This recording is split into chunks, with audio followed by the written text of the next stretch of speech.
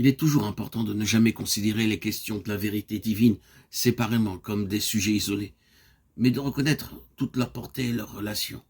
La vérité est un tout, il n'y a pas de pluriel dans les Écritures pour le mot vérité. Il n'y a pas les vérités, mais il y a des aspects de la vérité. Et aucun de ces aspects ne peut être isolé. Il est essentiel d'observer le commencement et l'issue suprême de chaque phase de la vérité. Il faut aussi nous souvenir définitivement que dans les Écritures, la vérité est progressive. Au début, les questions ne sont pas exposées complètement ni précisément. Elles laissent pressentir quelque chose de plus. Ce n'est que lorsque nous approchons de la fin que nous trouvons des déclarations plus complètes à la lumière desquelles il nous faut considérer tout ce qui avait précédé. Prenons par exemple la doctrine de la Trinité divine. Ce n'est en réalité pas avant le temps de Christ qu'elle nous est définitivement et pleinement révélée, comme dans l'évangile de Jean, chapitre 14 à 16.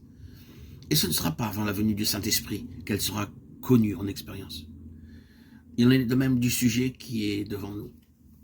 La nature ou l'être de l'homme en tant qu'esprit, âme et corps ne nous est pas définitivement exposé avant que nous soyons dans le Nouveau Testament.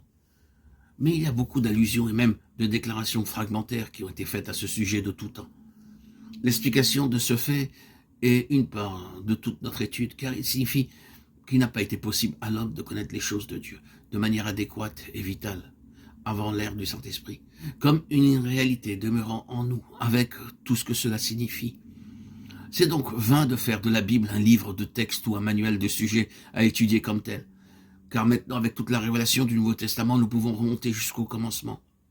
Lorsque, éclairés par le Saint-Esprit, nous voyons réellement l'homme, Jésus-Christ.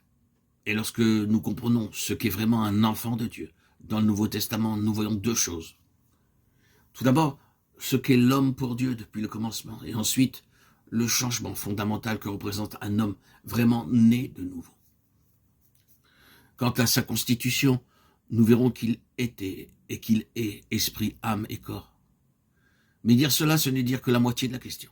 Cela ne représente que les parties dont se compose l'homme.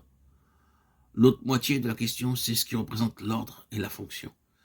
Ce fut dans le renversement de cet ordre que la fonction fut atteinte fatalement et que l'homme devint autre que ce que Dieu avait voulu pour lui.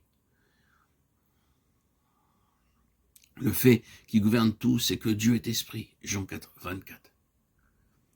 Certaines choses viennent ensuite. Nous sommes aussi de sa race, Actes 17, 28, 29. Le Père de nos esprits, Hébreux 12, 9. C'est une loi établie que ce qui est né de la chair est chair et ce qui est né de l'esprit est esprit, Jean 3, 6. Ce n'est donc que dans son propre esprit que l'homme est de la race de Dieu. La paternité présuppose la race. Et il n'y a pas de paternité sans race. Dieu est esprit. Dieu est aussi Père. La loi établie de la postérité demande un ancêtre spirituel pour une race spirituelle. Mais en tant que Père, différent cela du Créateur, Dieu est uniquement le Père de nos esprits.